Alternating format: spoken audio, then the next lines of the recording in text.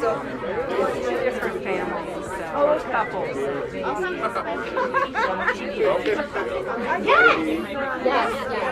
Hey guys, we're gonna get started.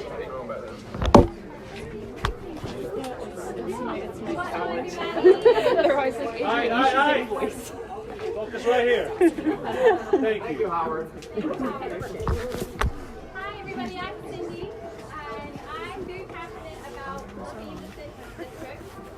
My family motivates me, my little guy and my other two kids, and I think it's really important that we have somebody in Congress that works for us and not the NRA. Laura, and she's co-hosting with me.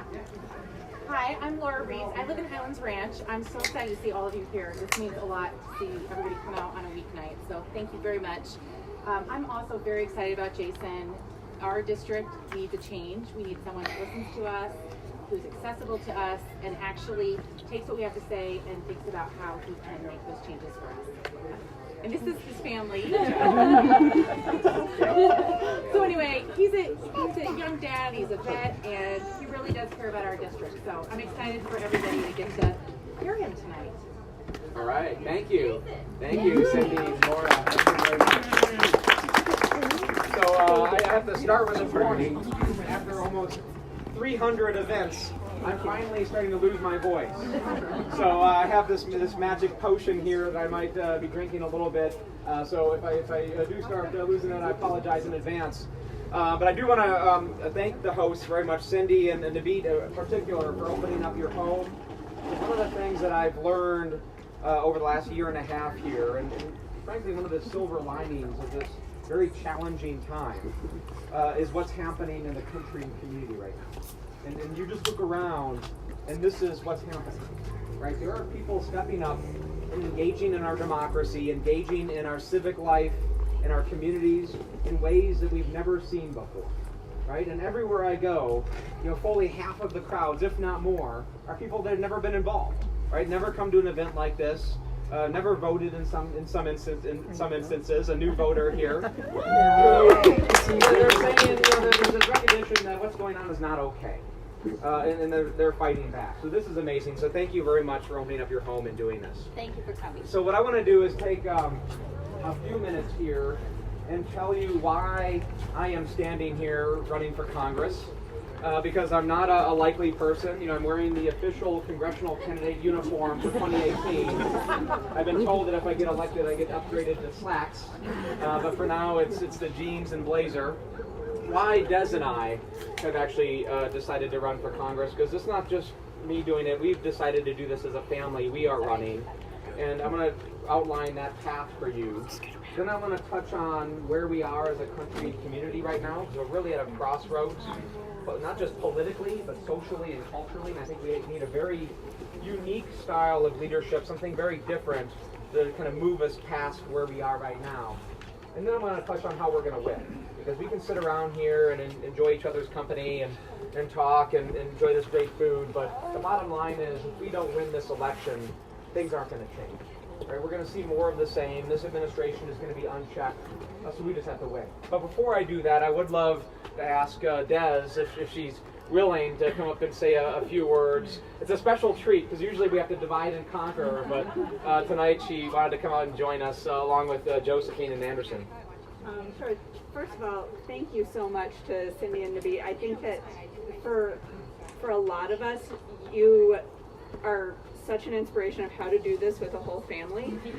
Like Jason said, oftentimes we're dividing and conquering, so having such a family-friendly event is such a huge help, and I think is also a reminder of how we should approach politics, because so many of us, Jason and I included, one of our main drivers was after the election in 2016, looking through our children's eyes and looking at the future and where the direction our country was going. And so I think it's very important and appropriate to have them here. So I think that's wonderful. So thank you for doing that and making that possible for so many of us. Thank you all for coming. This really does mean a lot to our whole family, and thank you for being here to meet Jason and ask questions and bring your whole families here. So, All right. So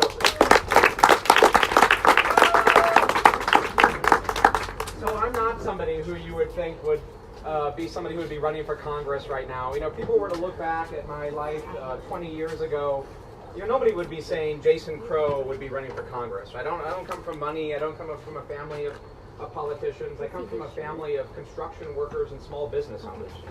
I grew up, my grandfather was a bricklayer. My father grew up laying brick and worked his way through college in construction. My mother was a secretary.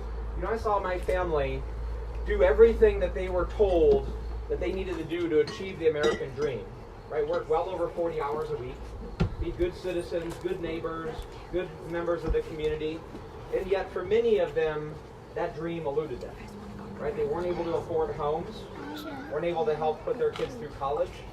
So very early on, I realized that, you know, this idea that if you just work hard enough, you can achieve that dream actually isn't true for a lot of working families in this country.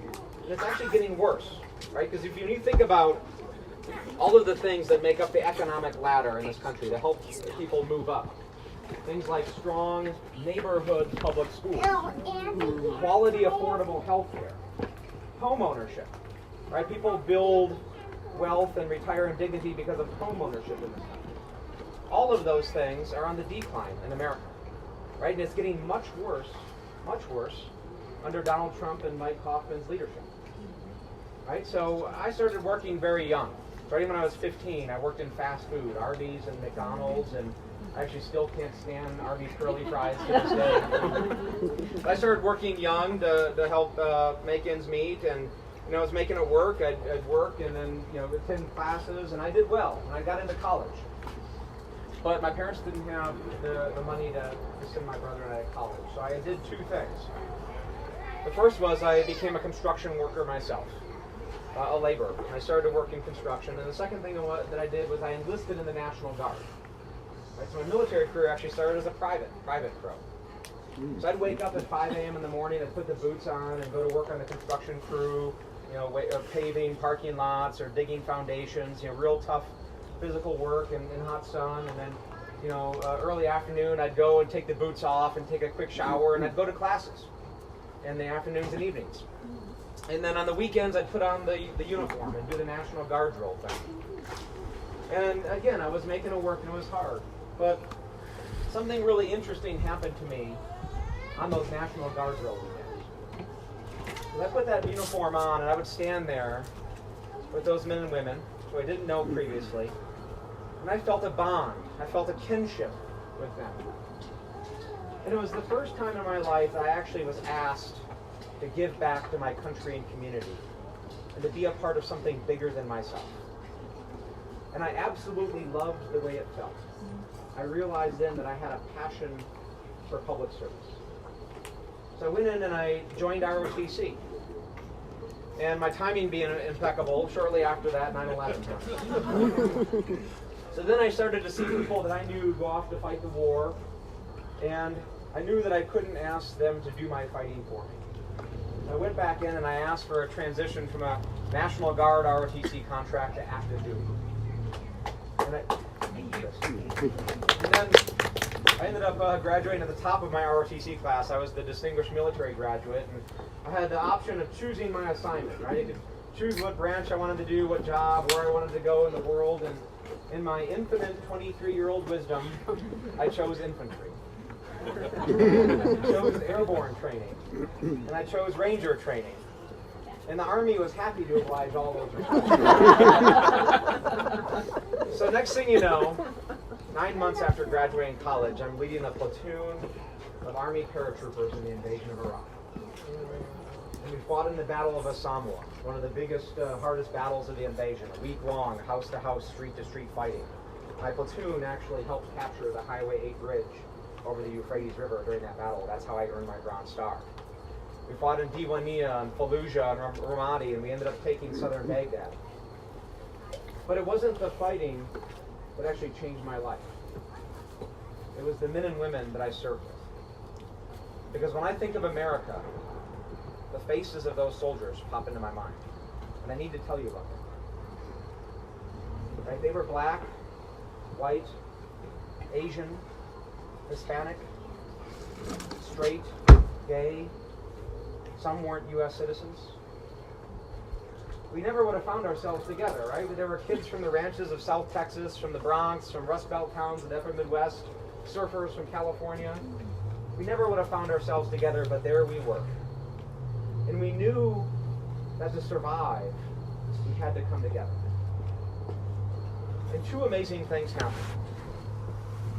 The first thing that happened was we drew great strength from that diversity.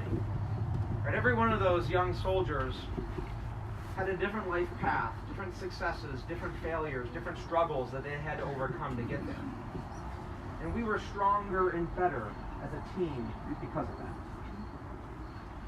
The second thing that happened was we focused on what we had in common. Our shared values, the flag on our shoulder, the oath that we all took. And we used that as a basis to move forward together. And we became brothers and sisters. And I can still tell you that I've never been closer to people outside of my own family than I was to those young soldiers during that time. And that, folks, is when I learned what really makes this country great. Right? Because we have a president who wants to tell us what makes this country great. And it's a vision and a message of division, of fighting against each other, of the other, and I'm sorry. I've seen who we are, I've seen the soul of this country, I've seen people give their life for it, and I'm not going to let it happen. We're going to move forward with our vision, we're going to take this country back.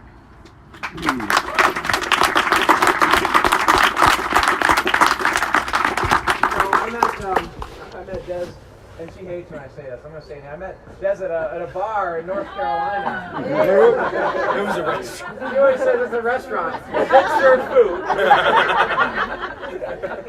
But I was stationed in the Army at the time, and Des was getting her PhD actually at Duke in environmental studies, and she's now a professor at the School of Public Affairs here in University of Colorado. But I remember, I think on our second date, he looked at me and said, "You know, I got to warn you. I'm a fourth generation Coloradan, and when I'm done here, I'm going back to Colorado. And you're welcome to come with me if you want." I'm like, wow, okay, pretty forward. But it did work out.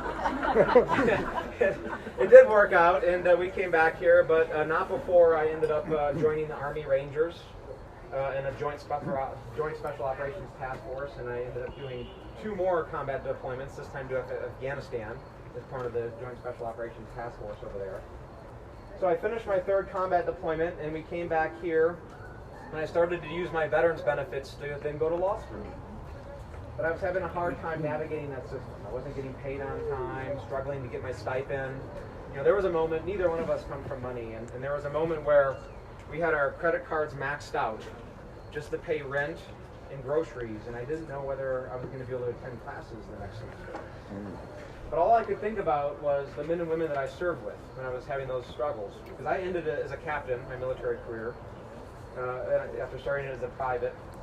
And I just thought about those men and women in their transition.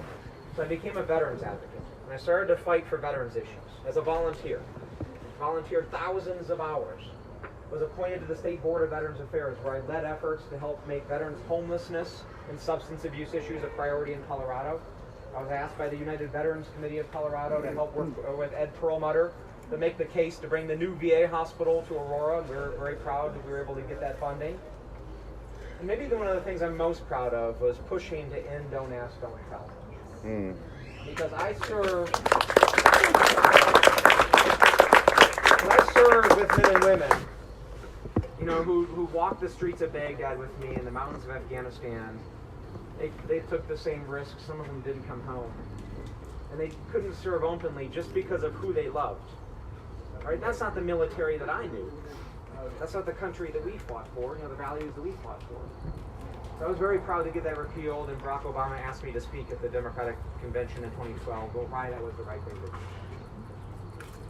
So Des and I are parents now. You know, Anderson and Josephine are 8 and 5, and after November of 2016, we were in a little bit of a state of shock, I presume, like many of you. But we just started to ask ourselves a couple of simple questions.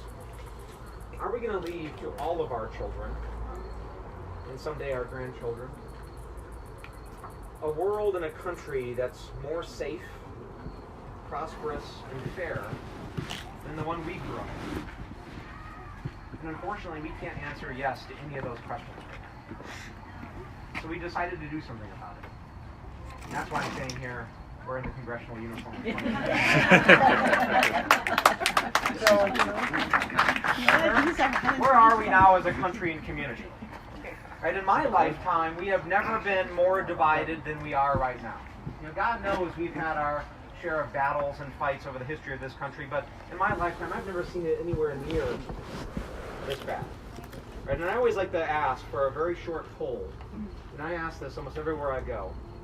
How many people here tonight have had relationships with friends, neighbors, family, co-workers severely disrupted because of politics in the last 2 years?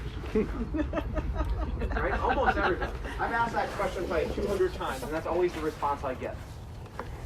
So here's the deal, folks. A deliberative democracy that requires that we treat each other with respect, that we have civil discourse about who we are and who we want to be as a country, that we decide where we agree and where we disagree, but where we can come together and move forward, requires something different. Right? We cannot survive as a deliberative democracy in this environment if we become a nation of tribes. So here's my promise, and here's the type of leadership we need. I'm a proud Democrat. And the vast majority of the time, my policies overlap with the Democratic Party, but not always. No party has a monopoly on being right all the time. So my promise is this: I'm going to work with anybody. If they share our values, if they want to do the right thing, if they want to move this country and community and protect people and move us forward again, I'm going to work with them. And I don't care whether they have an R or a D or an I behind their name. I am done playing political games and seeing people suffer in our community as a result of it. And both parties do it, by the way. We've seen Democrats do it, we've seen Republicans do it. It's this gamesmanship where you want to deprive the other side of a victory, either real or perceived, just to prevent them from moving forward, right? And then the other party gets in power and they do it. And we just switch back and forth and nothing changes, and here we are. And we have a almost complete dysfunction. So I'm done with it. Right? I've seen too many people give too much for this country to play these games. That's my promise.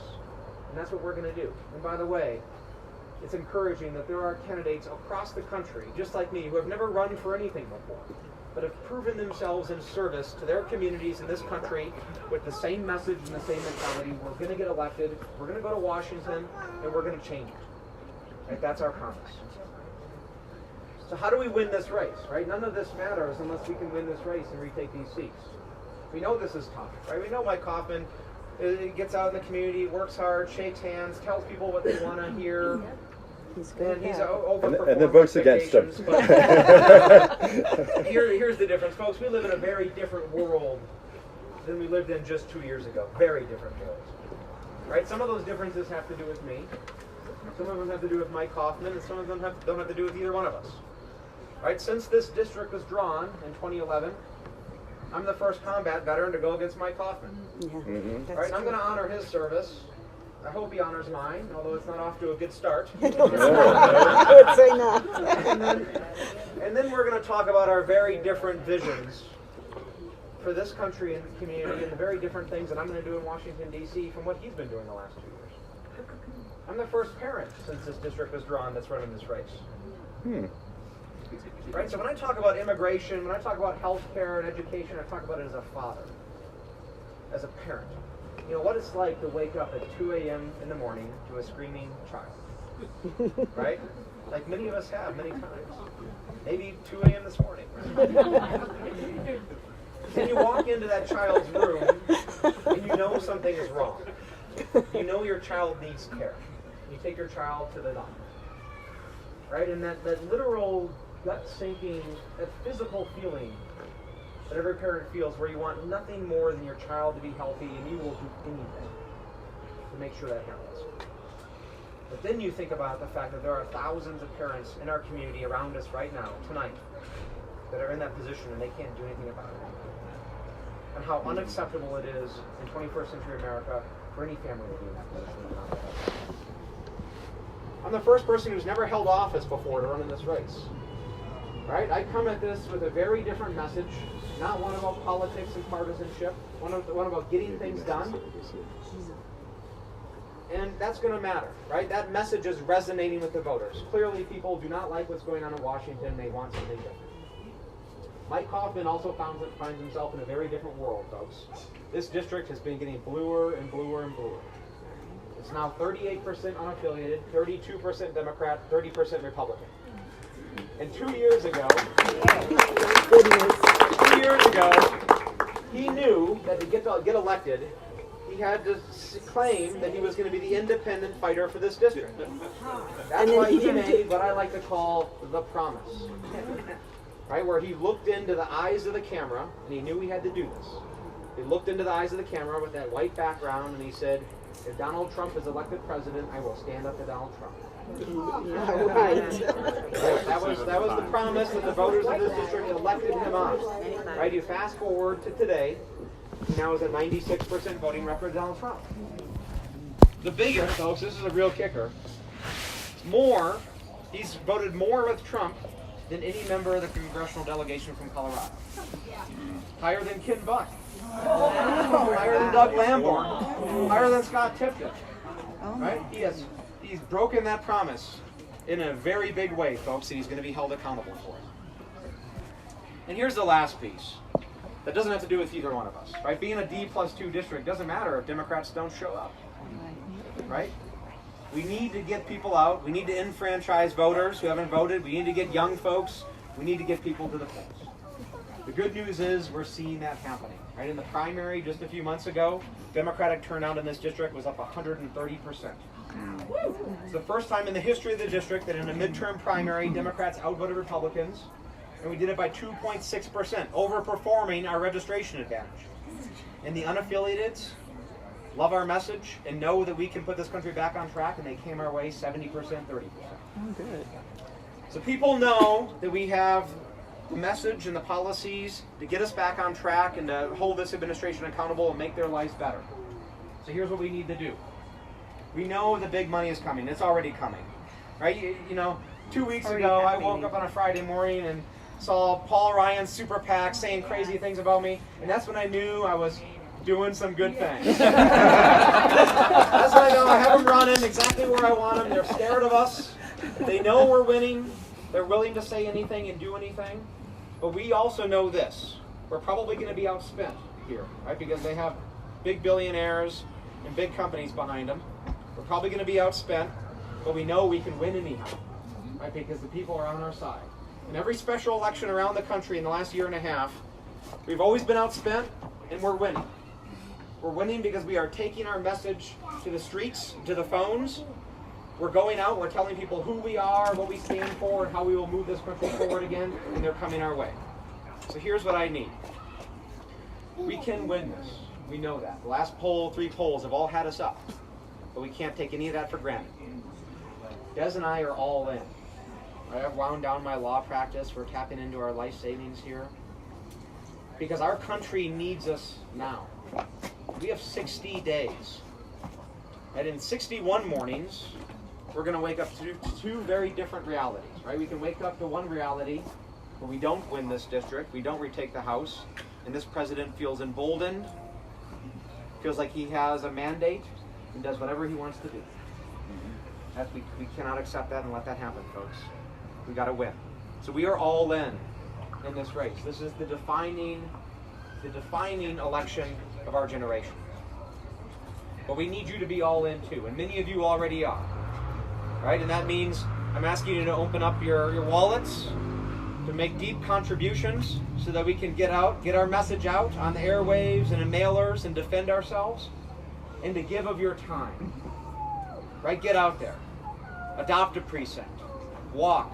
Call. Tell everybody who will listen that we will take this country back. We will be a stronger, better country in 10 years, but it's not going to happen without a fight. My name is Jason Crow. I humbly ask for your support. I intend on winning this race and being the next congressman for the 6th district, but it's not going to happen without your help. Thank you.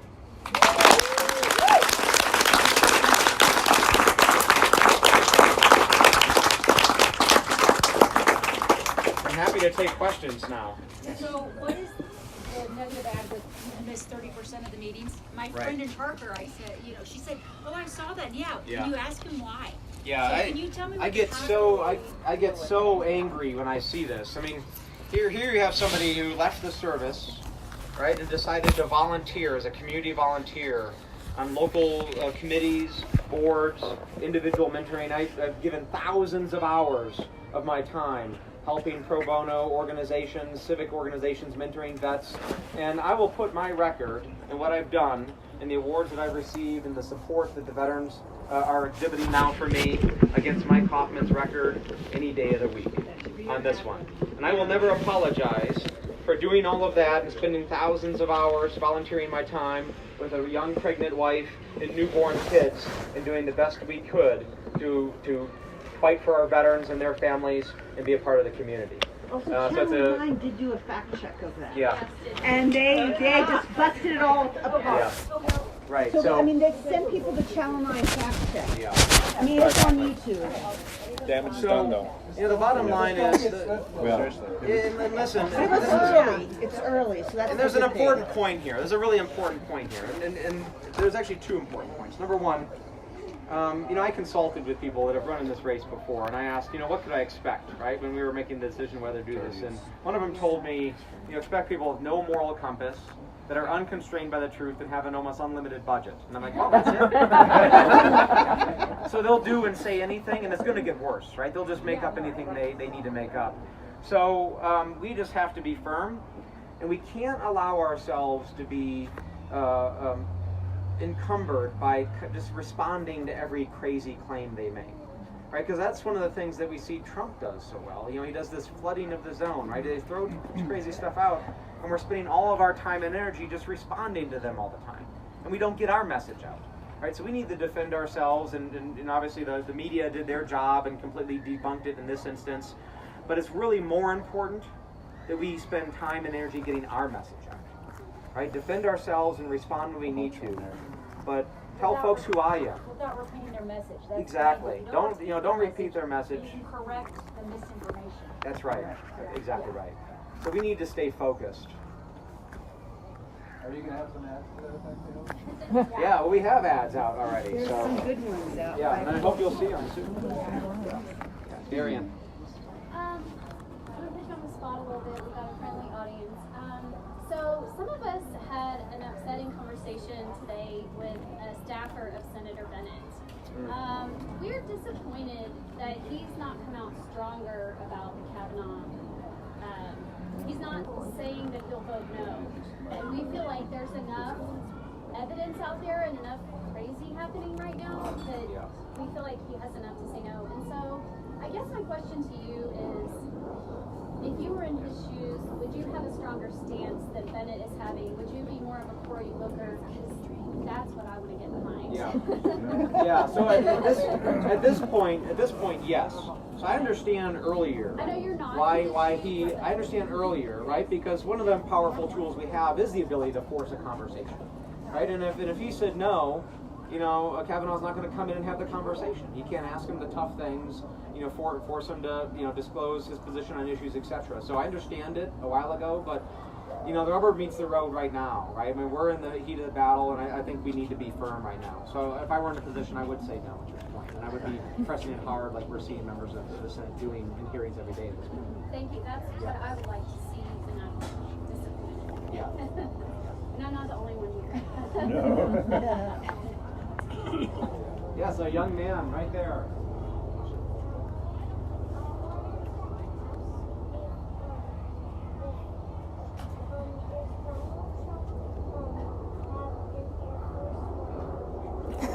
Yeah, the question was, does Donald Trump have an Air Force One? Unfortunately, yes. My understanding is he wants to Yes, that's right.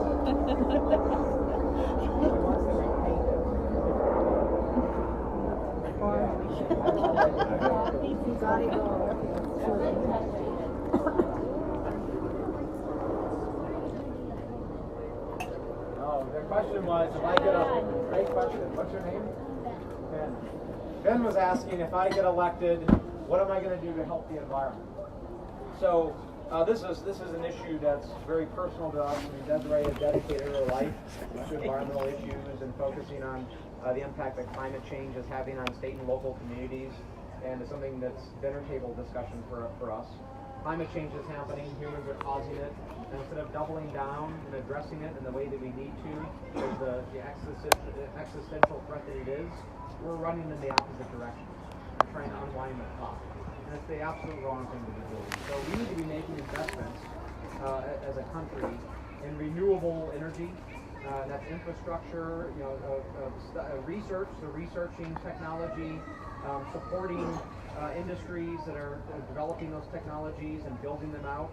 And then one of the things that the federal government should do, if I go to Congress, and there's a unique role for the federal government here, is to move to clean energy. We need a new energy grid, because our energy grid is dispersed. It's cut up right now because of the way that we used to and still do develop energy. So to have clean energy, we need to tie that grid together and build that infrastructure. And the federal government's in a unique position to be able to do that, to fund it and to work across jurisdictions and states and municipalities to bring it together and have that grid. That's something that we need to have leadership on. And the other thing is making sure that we have clean air and clean water.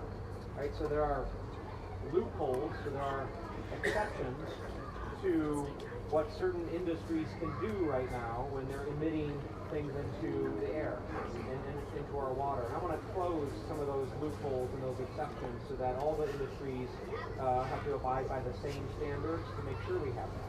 And I also want to make sure that the agency, there's an agency called the Environmental Protection Agency, that's responsible for making sure that we're following the laws, clean air and clean water. They clean up our mines in the mountains. So our drinking water comes from the mountains. And there are mines that are dumping in heavy metals into our drinking water sources. And the EPA, the thing they do is they run a program to clean that up. We need to make sure that our water is clean. And right now they want to slash the EPA budget by up to 35% and cut all those programs, which will make our water dirty. We need to prevent that. All right, I got a thumbs up. Hi, I'm the first-time voter, so I think I'm more of like a one-issue voter because immigration is something that hits really close to home. So I guess I want to know what you plan to do in regard to the issue at the border, because I think what's going on is disgusting. I think what ICE is doing is disgusting, and I'd like a representative who could fix that. Yeah. Did everybody hear that? No. The question was about immigration, and remind me your name again. Ashley. Ashley, has a personal family history and story behind immigration, and I know a lot of people here have very personal stories. Use the word disgusting. You're right, it is disgusting what's going on. I mean, you can't mince words. Right? What's happening right now requires tremendous moral clarity. When we have children locked up in cages, still 500, right? And we don't know if we're ever going to be able to reunite some of them, my kids' age and younger, with their parents. This is not who we are, right? And we need to make sure that we fix it, that we have an all-hands-on-deck effort, that we have representatives who are calling constant hearings, calling our agencies and agency heads out on the carpet to demand answers and figure out that it's happening. Right, we have in Mike Hoffman somebody that went down there for a photo op, said this is bad, and then comes back here and hasn't done anything about it since then. Right? There needs to be constant pressure on that issue. We need to pass the DREAM Act a long time ago.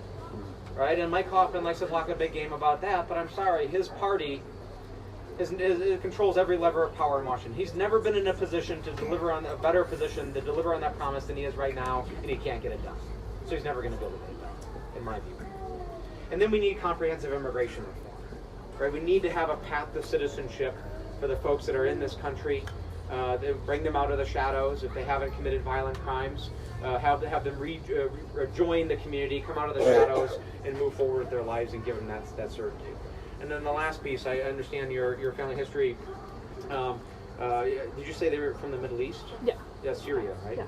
Yep. So making sure that we resume our position as a world leader, right? Because we are building literal and metaphorical walls and isolating ourselves from the world. And that's not who we are, right? We have all benefited from American leadership in the world to make sure that we are respecting other countries and that we are taking our fair share of the refugee crisis for the world, and that when people are in need of help, they know that America will be there for them, and that we are bringing refugees over here and their families. I think that's really important. That's very important for Syria.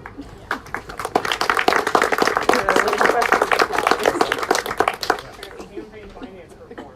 Where do you feel, Something got in our bubble machine. Something got in our... Yeah, campaign. The question was about campaign finance reform, and that's actually an issue that I've made a cornerstone of my campaign. Because we can talk about healthcare, immigration, education, all of these issues, but we're not getting anything big and bold and long-term done on any of those issues because of the influence of dark money in our politics. Right? How do we get a representative like we get right now that represents a community that is demanding gun violence reform, common sense gun violence reform, but is really willing to do nothing about it? It's because he's encumbered and he owes more in his eyes to his big dollar donors than the people of this district. So that goes to the root, I think, of the problem. So what I've done is I've released a very aggressive campaign finance reform policy that calls for passage of the Disclose Act, closing foreign money loopholes that allow foreign money to actually still come into our system. But I've also, in pledging to work tirelessly to end Citizens United, which we have to undo because it's ruining our democracy.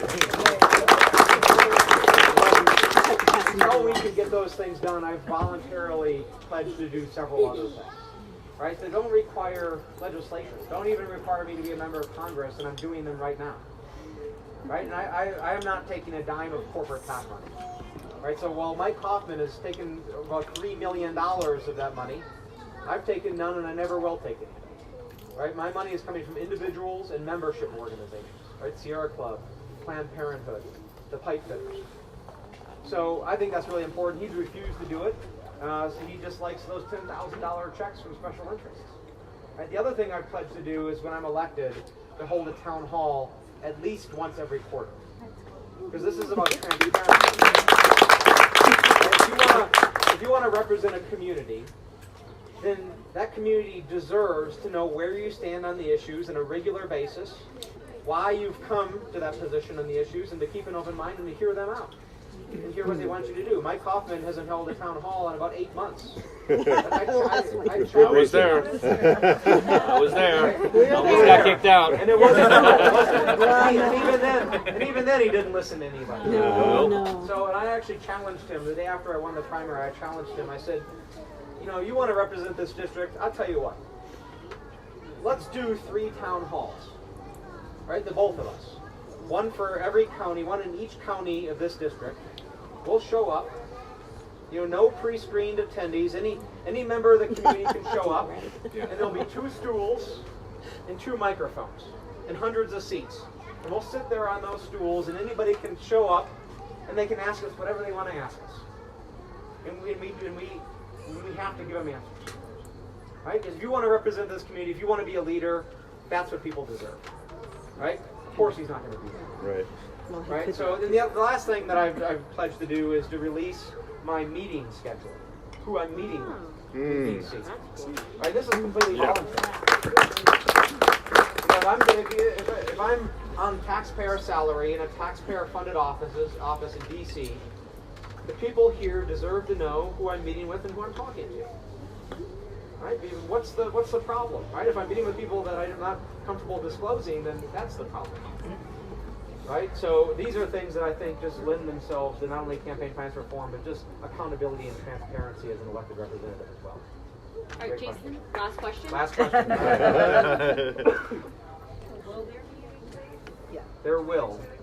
Yeah, there will. So we're actually in the process of negotiating those right now with Hoffman's side and with various news outlets. So they aren't released publicly yet.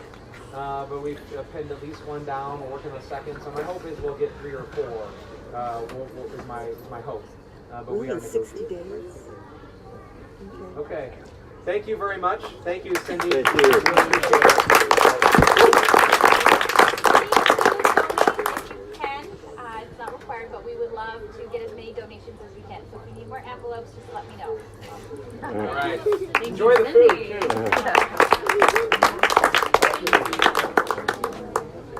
What's that? Oh, Mega, you want to?